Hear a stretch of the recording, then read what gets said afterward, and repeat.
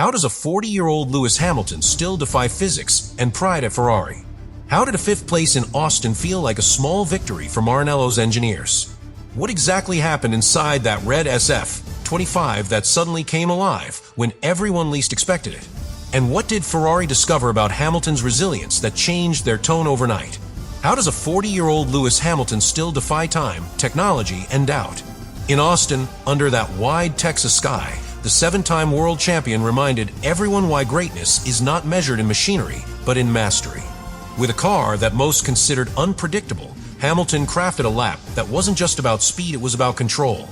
You could almost feel the precision through every steering correction, each throttle modulation, every inch of red carbon brushing the edge of physics. While others wrestled with instability, Hamilton danced with it, as if he had tamed the chaos itself. In the heart of Ferrari's garage, engineers watched in silence as his telemetry lit up the monitors. There was disbelief; the numbers simply did not make sense. The SF-25, plagued by erratic balance all weekend, had suddenly found rhythm in Hamilton's hands. He wasn't chasing grip, he was sculpting it. Sector after sector, his data lines formed an almost perfect symmetry that no simulator had predicted. It wasn't luck, it was intuition sharpened by 2 decades of reading cars beyond what the sensors could tell. Even the cold efficiency of Ferrari's engineers gave way to admiration.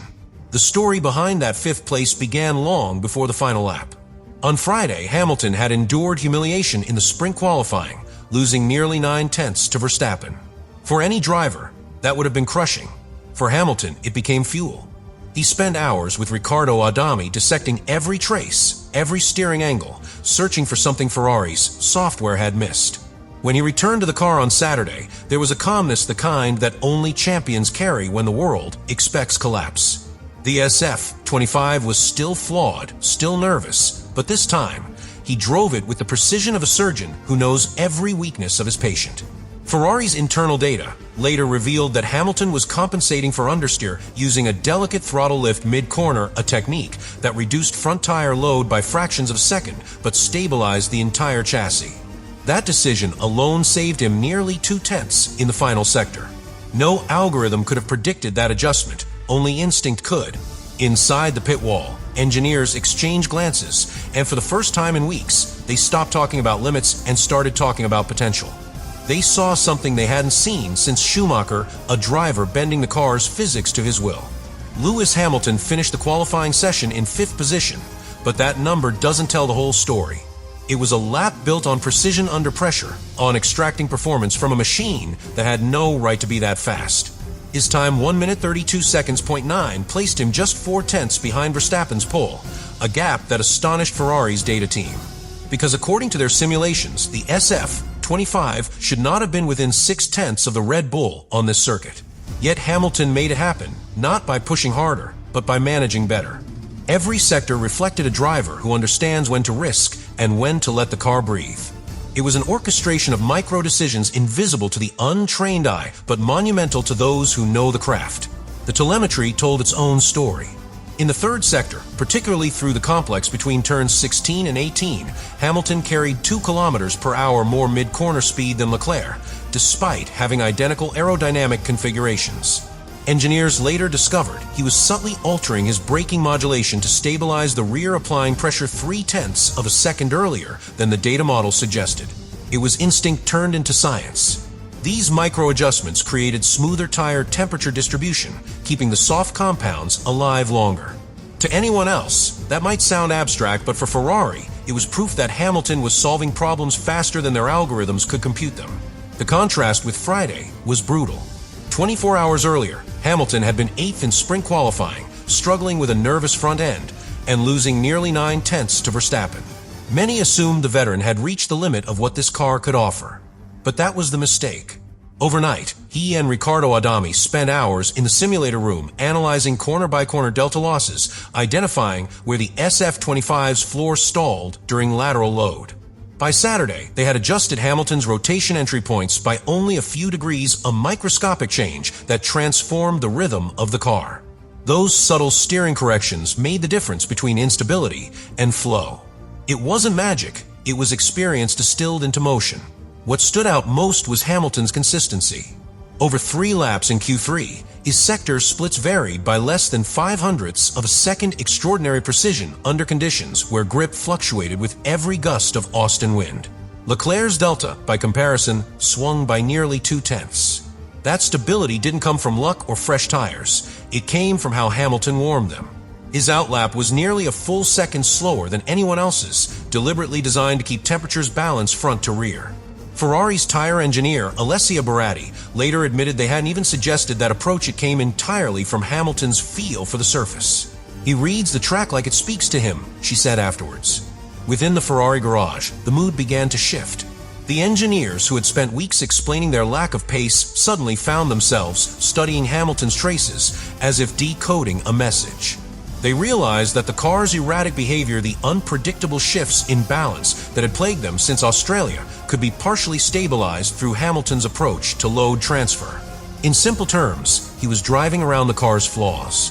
Where others fought the SF-25, Hamilton shaped its energy, keeping momentum alive through lines that looked unorthodox but produced lap times that made sense only when seen through his data. That was the mark of a driver still at the peak of his analytical powers. At the core of Ferrari's struggle in Austin lay a technical paradox that Lewis Hamilton understood better than anyone. The SF-25 was fast only when driven delicately. Its aerodynamic platform relied on a ride height so low and so narrow in tolerance that the smallest variation a few millimeters too high or too low destroyed its balance completely. The engineers called it knife-edge behavior. Hamilton called it fragile rhythm. And on Saturday, he found a way to keep that rhythm alive. While others fought the bumps and surface irregularities of a circuit of the Americas, Hamilton read them like musical notes, adjusting throttle input to maintain the exact downforce range needed for the floor to work. The real problem was the rear stability. The SF-25 lost aero load during transitions between medium and high-speed corners, especially through turns 8 and 20. The car snapped under braking, then understeered mid-corner, two contradictory traits that would normally confuse even the most experienced driver. But Hamilton treated them as a pattern rather than a fault. His braking traces revealed a fascinating adaptation. He slightly increased rear bias early in the lap, then reverted to front-loaded balance during the last sector. This created a stabilizing effect that calmed the rear through weight transfer without overloading the front tires. It was a driving technique Ferrari's own simulation software hadn't considered. It came purely from Hamilton's muscle memory built over 20 years of taming unstable machinery. Behind the scenes, his communication with Riccardo Adami was relentless. Every lap, Hamilton reported micro-details that no telemetry sensor could detect: vibrations through the steering column, shifts in yaw during throttle lift, subtle oscillations in the floor response. Engineers at Maranello later admitted that this feedback helped them refine their data models far beyond what wind tunnel measurements could offer.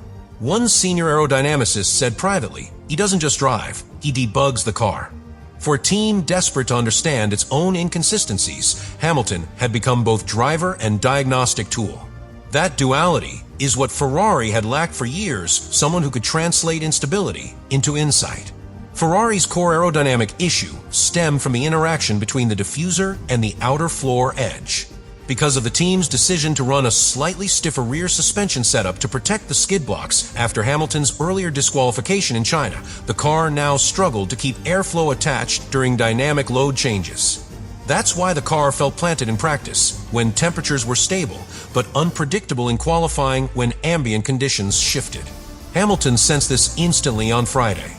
By Saturday, he had already suggested a lower front rake by a fraction and soften rear rebound to reintroduce compliance. Those adjustments, small on paper, fundamentally changed how the SF-25 transferred energy through corners. It didn't solve everything, but it made the car drivable, and that made performance possible. Technicians monitoring his Q3 lap noticed something remarkable. Hamilton's throttle application curve was smoother and earlier than Leclerc's in 7 of 10 corners. That meant he trusted the rear to rotate earlier, even knowing it might snap. It was the confidence of a driver who didn't need certainty to go fast, only feedback. Ferrari's engineers later compared his traces with Verstappen's and found a curious similarity.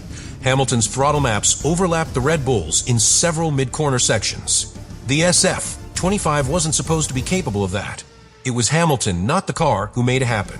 As the session ended, Frédéric Vasseur stood at the back of the garage, watching Hamilton climb out of the cockpit. What he saw wasn't just a driver who had extracted everything from a difficult car. He saw a driver giving Ferrari a roadmap. Every note, every technical debrief, every minor setup call was a step toward understanding the SF25's elusive nature. Hamilton wasn't reacting to Ferrari's engineering flaws. He was teaching them how to tame them. For a team haunted by years of inconsistency, that was the real breakthrough.